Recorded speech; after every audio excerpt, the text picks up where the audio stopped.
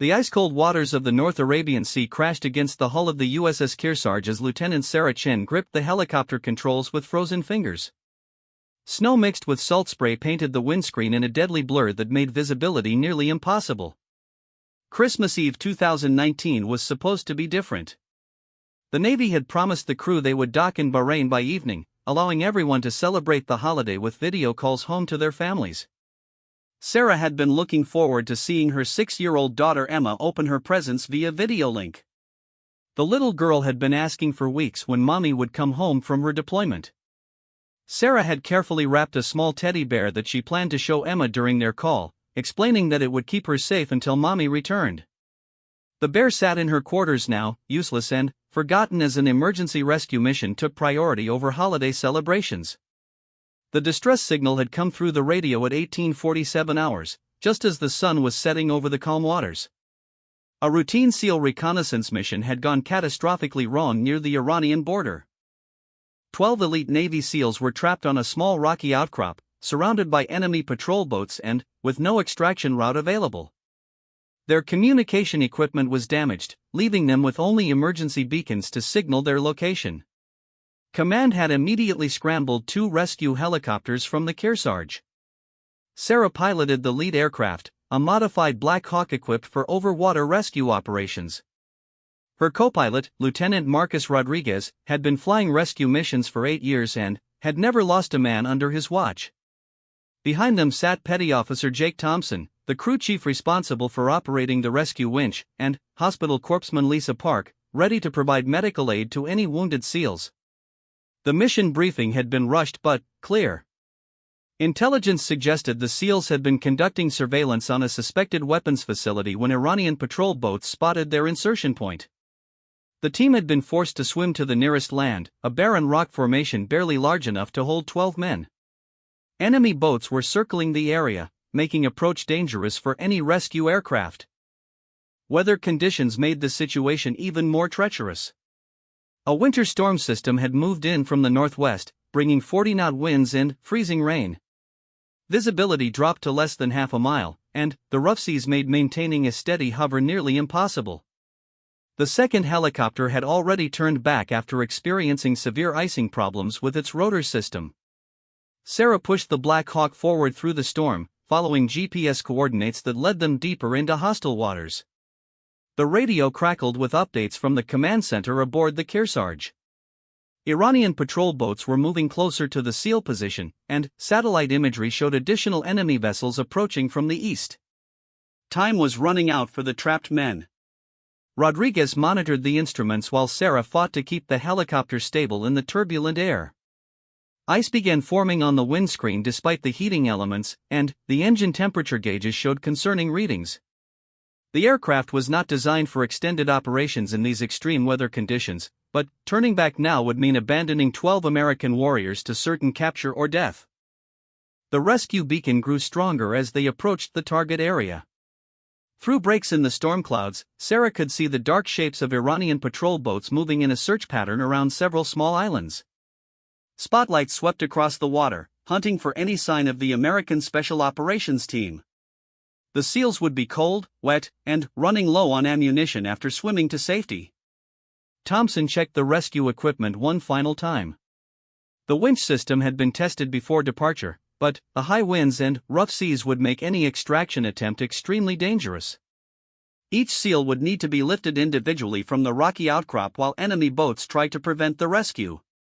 Even under perfect conditions, extracting 12 men would take at least 10 minutes of hovering in a stationary position. Park reviewed her medical supplies and prepared for the worst. SEALs were trained to endure incredible hardships, but prolonged exposure to freezing water and winter weather could cause hypothermia even in the toughest warriors. Some of the men might be wounded from the firefight that forced their emergency extraction. She had enough medical equipment to stabilize serious injuries, but critical cases would need immediate evacuation to the ship's medical facility. The GPS coordinates led them to a cluster of 3 small islands surrounded by choppy waters. Sarah reduced altitude and began searching for the rescue beacon signal while avoiding detection by the patrol boats below. The enemy vessels were moving in an organized pattern, suggesting they knew approximately where the SEALs were hiding but had not yet pinpointed their exact location. Rodriguez spotted the infrared strobe light first, flashing from the largest island in the group. The rocky formation was barely 30 meters long and 10 meters wide, with steep cliffs on three sides and a narrow beach facing the open ocean. 12 figures huddled behind the largest rocks, trying to stay hidden from the patrol boats while signaling their position to the rescue aircraft. Sarah brought the helicopter into a hover pattern above the island, staying just outside the searchlights of the Iranian boats. The men below looked up at their salvation, but the situation was far from simple. 3 patrol boats were now moving directly toward the island, their spotlights sweeping back and forth across the rocky surface. In less than 5 minutes, the enemy would discover the SEAL hiding positions.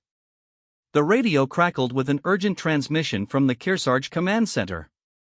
A new development had changed everything about the rescue mission. Iranian naval forces had issued a general alert, and additional patrol boats were racing toward the area from their main base. Satellite imagery showed at least 6 more vessels approaching the rescue zone, along with 2 helicopter gunships that had just taken off from a nearby airfield. Command's new orders were crystal clear and absolutely devastating. The rescue mission was being aborted immediately. The risk to aircraft and crew had become too great to justify continuing the operation. Sarah was ordered to return to the ship immediately while the second helicopter remained on standby in case an opportunity for extraction developed later. The 12 SEALs below had no idea their rescue had just been cancelled. They continued signaling with their infrared strobes, believing salvation was only minutes away. Sarah stared down at the brave men who had risked everything for their country, now abandoned by the same military hierarchy they had sworn to serve. The holiday spirit that had filled the ship earlier that evening seemed like a cruel joke as she faced an impossible choice between following orders and saving lives. Rodriguez received the abort order through his headset and looked at Sarah with understanding in his eyes. He had been in similar situations before, where military protocol conflicted with basic human decency. As a career Navy officer, he understood the importance of following orders, but he also knew what it meant to leave fellow servicemen behind in enemy territory. The Iranian patrol boats were closing in on the island, their crews scanning the rocky shoreline with increasing intensity. Within minutes, they would spot the hidden SEALs and capture or kill them all. Christmas Eve was about to become a nightmare for 12 American families who would receive terrible news instead of holiday greetings from their loved ones overseas. Sarah's hands trembled on the controls as she faced the most difficult decision of her military career. She could follow orders, return safely to the ship, and spend the rest of her life knowing she abandoned 12 heroes to save her own skin. Or she could defy direct orders from her commanding officer, risk her career and freedom, and attempt a rescue mission that might save the SEALs or result in the loss of her entire crew. The clock was ticking, and the enemy was closing in fast. Sarah's mind raced through the terrible mathematics of military protocol versus human conscience. Below them, 12 of America's finest warriors huddled against the freezing wind, completely unaware that their rescue had been officially abandoned. The Iranian patrol boats continued their methodical search, their powerful spotlights sweeping closer to the SEAL hiding positions with each passing minute. Time was running out for everyone involved. Rodriguez keyed his microphone and acknowledged the abort order from command, his voice steady despite the moral crisis unfolding in the cockpit. Military training had drilled obedience into every fiber of his being, but 18 years of service had also taught him the difference between legal orders and moral imperatives. He looked at Sarah and saw the same internal struggle reflected in her determined expression. The lead Iranian patrol boat suddenly changed course, heading directly toward the island where the SEALs were hidden. Someone aboard the enemy vessel had spotted something suspicious, possibly the faint outline of equipment or the brief reflection of a weapon in their spotlight beam. The hunters were closing in on their prey, and within 60 seconds they would be close enough to see the Americans clearly. Thompson monitored the tactical radio frequency and heard the SEAL team leader making desperate calls for immediate extraction. The man's voice was calm and professional despite the hopeless situation, requesting urgent pickup for his wounded men. At least 2 SEALs had been injured during their emergency swim to the island, and prolonged exposure to the freezing weather was causing hypothermia in several others. Sarah made her decision in that instant, knowing it would change her life forever. She switched off the radio connection to the command center and turned to her crew with quiet determination. Military careers and personal safety meant nothing compared to the lives of 12 men who had volunteered for the most dangerous missions their country could offer. She was going to bring them home, regardless of the consequences. Rodriguez understood immediately what Sarah intended to do. He had served with her for 2 years and knew her character well enough to predict her choice. Without hesitation, he began calculating approach vectors and extraction times while monitoring the enemy patrol boats through the helicopter's advanced sensors. If they were going to defy orders and attempt this rescue, they needed to do it perfectly the first time. Thompson prepared the rescue winch and checked his safety equipment one final time. As crew chief, he was responsible for getting the SEALs aboard the helicopter as quickly as possible while keeping everyone alive during the dangerous extraction process. The high winds and rough seas would make his job incredibly difficult, but he had successfully completed similar rescues in less challenging conditions. Park readied her medical equipment and prepared to treat hypothermia and combat wounds simultaneously. SEALs were tough enough to survive almost anything, but human physiology had limits that even the most elite training could not overcome. Some of the men below would need immediate medical intervention to survive the flight back to the ship's medical facilities. The first Iranian patrol boat reached the island's eastern shore and began sweeping its spotlight across the rocky terrain in a systematic search pattern. The crew was clearly looking for something specific, not conducting a routine patrol. Intelligence sources had probably informed them about the American presence in the area, making the search more focused and dangerous for the hidden SEALs. Sarah dropped the helicopter to just above the wavetops and approached the island from the north, using the rocky cliffs to mask their approach from the patrol boats. The maneuver was incredibly risky in the high winds and poor visibility, requiring precise control to avoid crashing into the island or the turbulent waters below. One mistake would kill her entire crew and eliminate any chance of rescuing the trapped men. The SEAL team leader spotted the incoming helicopter and immediately signaled his men to prepare for emergency extraction. Years of training had prepared them for exactly this situation, but the presence of enemy patrol boats made everything exponentially more dangerous.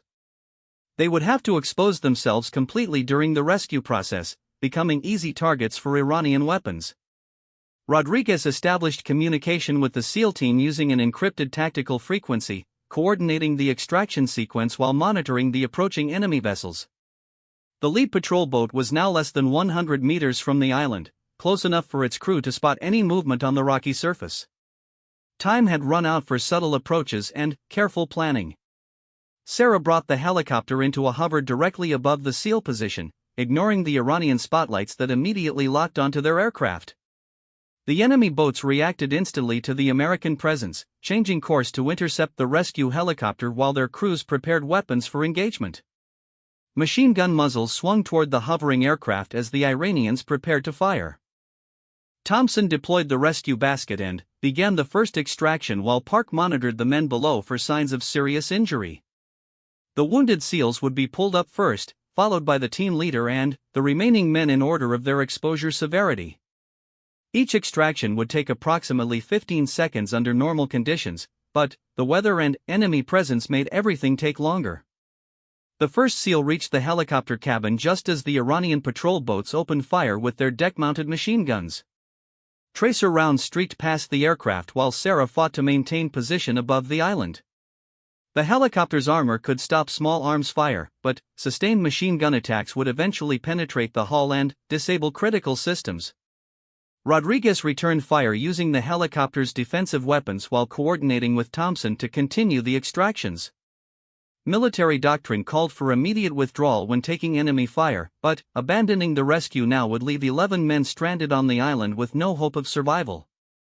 Sarah held the helicopter steady despite the incoming rounds that sparked off the armored hull. The second and third SEALs were pulled aboard while the Iranian boats maneuvered to improve their firing angles. More enemy vessels appeared on the horizon, racing toward the battle at maximum speed. The rescue window was closing rapidly as superior numbers of patrol boats surrounded the small island where the remaining Americans were trapped.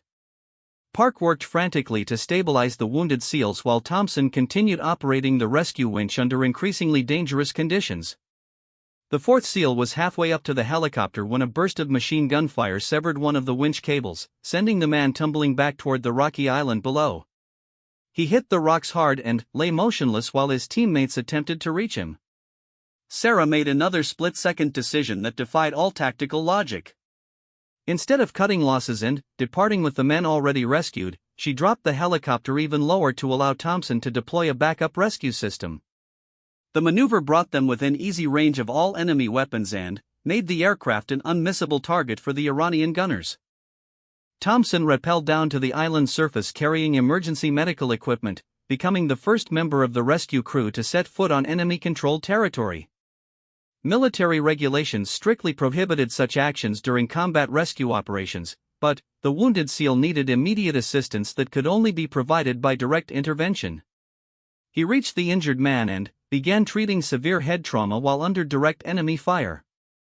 The Iranian patrol boats concentrated their attack on the stationary helicopter, recognizing that destroying the aircraft would end any possibility of American escape. Armor-piercing rounds began penetrating the helicopter's defensive plating, damaging non-critical systems and threatening the main rotor assembly. Sarah felt the aircraft shudder under the impact of heavy machine gun fire. Rodriguez reported multiple system failures as warning lights illuminated across the instrument panel. The helicopter was taking serious damage that would soon affect its ability to remain airborne. Hydraulic pressure was dropping, engine temperature was rising, and the fuel system showed signs of damage from enemy fire.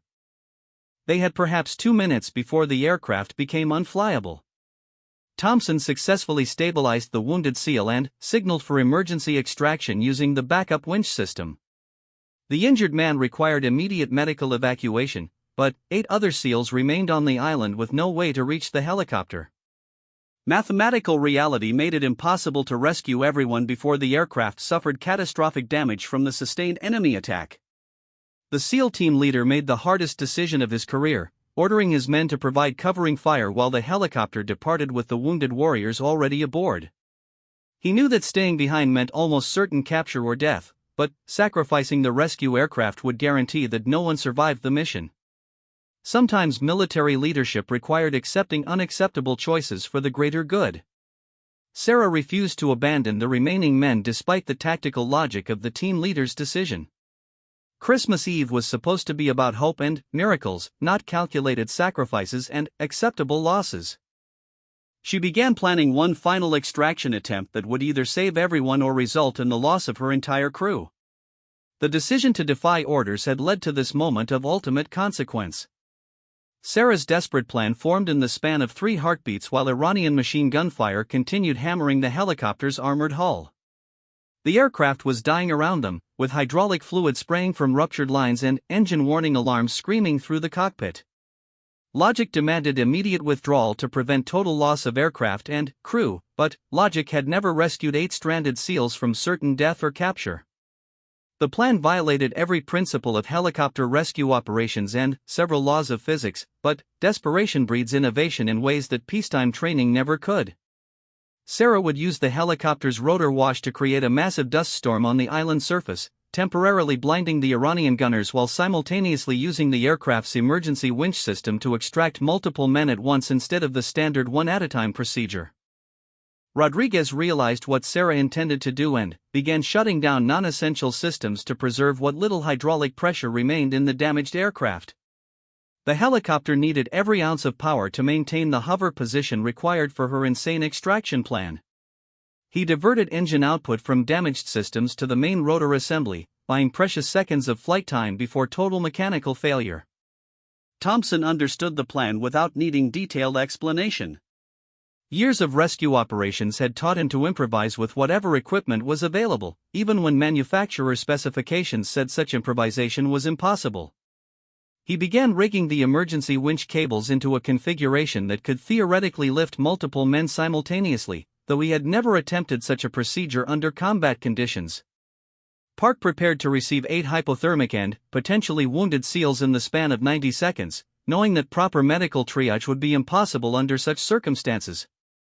She arranged her limited supplies to treat the most likely injuries while preparing emergency warming blankets for men who had been exposed to freezing temperatures for over an hour. The SEAL team leader watched the helicopter preparations with growing understanding of what the crazy Navy pilot intended to attempt. His men were spread across the rocky island in defensive positions, making simultaneous extraction extremely difficult even under ideal conditions. He began repositioning his team toward the center of the island while maintaining suppressive fire against the Iranian patrol boats. Sarah dropped the helicopter to barely 10 feet above the island surface, close enough that the rotor wash began creating a tornado of dust, debris, and spray from the surrounding waters. The artificial dust storm immediately degraded visibility for everyone in the area, including the Iranian gunners who found their targets suddenly obscured by swirling clouds of sand and salt spray. The enemy patrol boats responded to the dust storm by increasing their rate of fire, spraying machine gun rounds blindly into the artificial cloud in hopes of hitting the American aircraft. Tracer rounds streaked through the dust like deadly fireworks while Sarah fought to maintain position despite the severe turbulence created by ground effect in high winds. Thompson deployed 3 separate winch lines simultaneously, dropping them into the dust storm where the SEALs waited in predetermined positions. The plan called for multiple men to grab onto each line, allowing the helicopter to extract the entire team in a single lift despite the enormous strain on the aircraft's damaged systems. Physics suggested the maneuver was impossible, but physics had never met desperate SEALs willing to trust their lives to Navy aviators. The first group of SEALs grabbed the nearest winch line and signaled for extraction while their teammates provided covering fire from concealed positions. 3 men weighing over 200 pounds each represented nearly twice the safe lifting capacity of a single winch cable, but emergency situations called for accepting risks that peacetime regulations would never allow. Rodriguez monitored the engine parameters as Sarah applied maximum power to the overtaxed rotors. The helicopter shuddered violently under the strain of lifting far more weight than its design specifications recommended, while damaged systems began failing in cascade patterns throughout the aircraft. Oil pressure dropped dangerously low as the engine struggled to maintain rotor speed under impossible loading conditions. The second winch line lifted 2 more SEALs from the island surface while Iranian gunners continued firing blindly into the dust storm. Machine gun rounds sparked off the rocky ground around the remaining Americans, who maintained disciplined fire control despite the chaos surrounding them. The artificial dust storm was beginning to dissipate as Sarah struggled to maintain the low hover position necessary for the plan to work. Thompson operated 3 winch systems simultaneously while Park prepared to receive 5 men who would arrive in the helicopter cabin within seconds of each other. The crew chief had never attempted such a complex extraction procedure, requiring him to monitor cable tensions, lifting speeds, and safety protocols for multiple simultaneous operations while under direct enemy fire. The third winch line extracted the final 3 SEALs just as the dust storm began clearing enough for Iranian gunners to reacquire their targets. Machine gun fire intensified dramatically as enemy crews regained clear sight lines to the American helicopter, which was now carrying far more weight than its damaged condition could safely support. Sarah felt the helicopter's controls become increasingly sluggish as the overloaded aircraft struggled to gain altitude while taking sustained enemy fire. The main rotor was operating beyond its maximum stress limits, hydraulic systems were failing throughout the aircraft, and fuel was leaking from punctured tanks at an alarming rate. Every second of continued flight brought them closer to total mechanical failure. All 8 remaining SEALs were now aboard the helicopter, cramped into a cargo compartment designed for half their number. Park moved between them rapidly, treating hypothermia and combat wounds while Thompson secured equipment and prepared for emergency departure. The rescue portion of the mission was complete, but survival now depended on reaching friendly forces before the aircraft fell apart around them.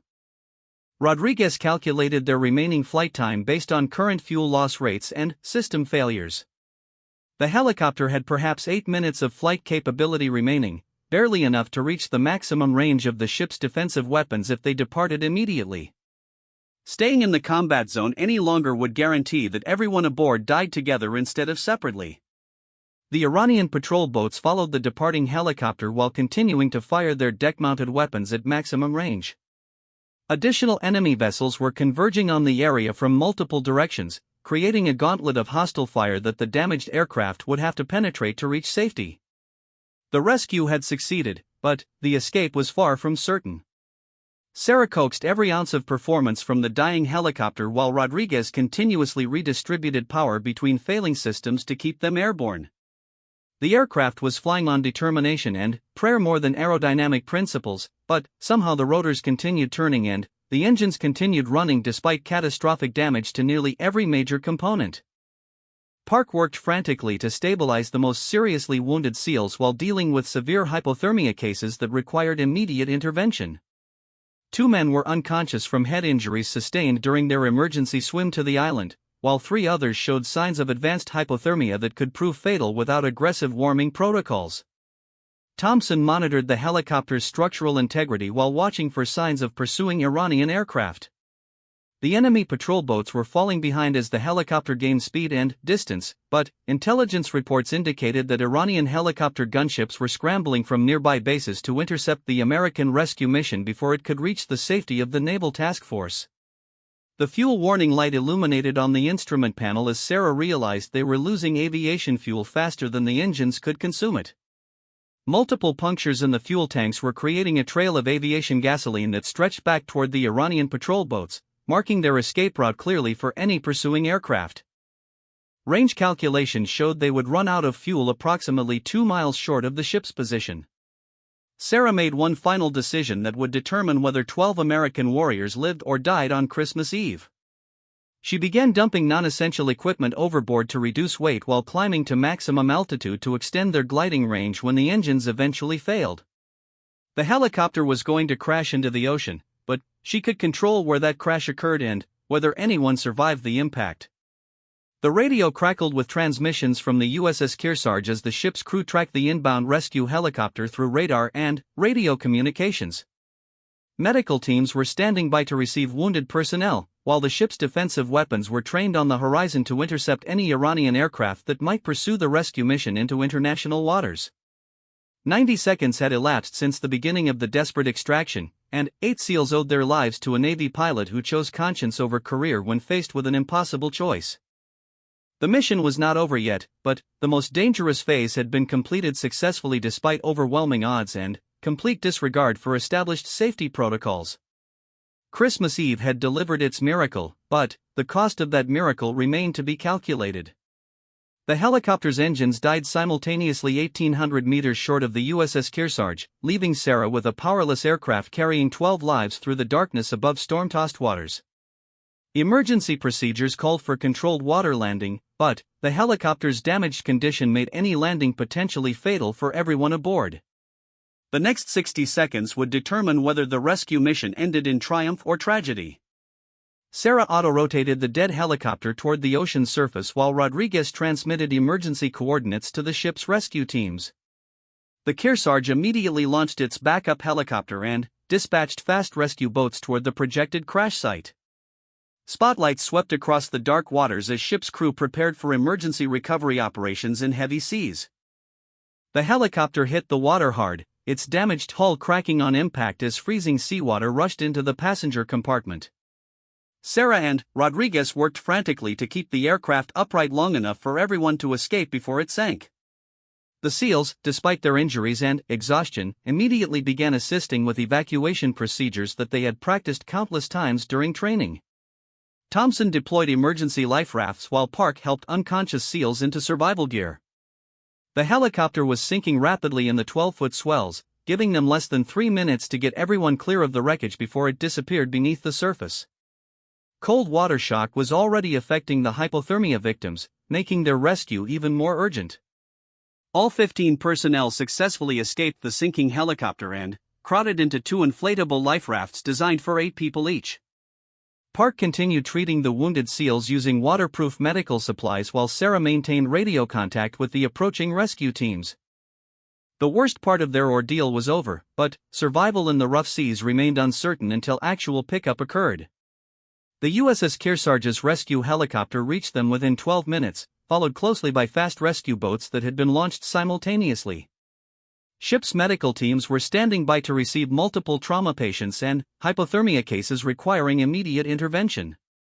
The rescue phase was finally complete when the last SEAL was pulled aboard the ship at 2,147 hours on Christmas Eve.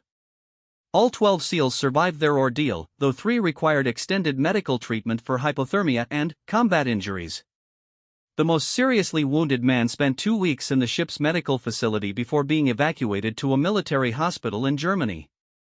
2 others required surgery for injuries sustained during their emergency swim to the island, but all were expected to make full recoveries. Sarah's helicopter crew received immediate medical attention for minor injuries and exposure, but their physical condition was far better than their legal situation. Disobeying direct orders during combat operations was among the most serious offenses possible under military law, carrying potential penalties including court-martial, dismissal from service, and imprisonment. The successful rescue would not excuse the insubordination that made it possible. The debriefing began immediately after medical clearance, with senior officers demanding detailed explanations for the decision to continue the rescue mission after receiving direct orders to abort. Sarah accepted full responsibility for the decision, explaining that she could not abandon fellow servicemen to certain death or capture simply because headquarters deemed the risk unacceptable. Her crew had followed her lead reluctantly but without hesitation. Initial reactions from the ship's commanding officer were predictably negative. Military discipline required absolute obedience to lawful orders, regardless of personal feelings about their wisdom or morality. Allowing subordinates to pick and choose which orders to follow would destroy the command structure that made military operations possible. Sarah's actions, however successful, represented a fundamental challenge to naval authority that could not be overlooked. Word of the rescue spread throughout the fleet within hours, creating controversy that reached the highest levels of naval command. Some officers viewed Sarah's actions as heroic initiative that saved American lives when bureaucratic caution would have abandoned them. Others saw dangerous precedent that could encourage future insubordination during critical operations. The debate revealed fundamental tensions within military culture about individual conscience versus institutional authority. The 12 rescued SEALs unanimously praised Sarah's decision to continue the rescue despite orders to abort the mission. Their testimony carried significant weight with investigators, since the men whose lives hung in the balance had the most legitimate voice in evaluating the situation. Multiple SEALs stated clearly that they would have been captured or killed if the helicopter had departed when initially ordered. Media attention complicated the military's response to the incident when details of the rescue became public knowledge. Sarah became a controversial figure representing different values to different audiences. Veterans organizations praised her courage and dedication to fellow servicemen, while military scholars warned about the dangers of allowing emotions to override orders during combat operations. The formal investigation took 6 weeks to complete, examining every aspect of the rescue mission and its aftermath. Investigators interviewed dozens of witnesses, reviewed radio communications, analyzed weather data, and consulted with experts on helicopter operations and military law. The final report acknowledged the mission's success while criticizing the decision-making process that led to defying direct orders. Sarah faced an Article 32 hearing to determine whether her actions warranted court-martial proceedings. Military prosecutors argued that successful outcomes could not excuse fundamental violations of military discipline that threatened the entire command structure. Defense representatives countered that saving 12 American lives justified any procedural violations, especially when higher command had made decisions based on incomplete information about conditions in the rescue zone. The hearing revealed additional details about the command decision to abort the rescue mission. Intelligence analysts had provided worst-case assessments of Iranian response capabilities without considering the actual tactical situation as reported by the rescue crew. Headquarters had ordered the abort based on theoretical threats that proved to be less significant than initially assessed. Public pressure influenced the military's final decision regarding Sarah's fate. Congressional representatives, veterans organizations, and retired military officers spoke publicly in support of the pilot who risked her career to save fellow Americans.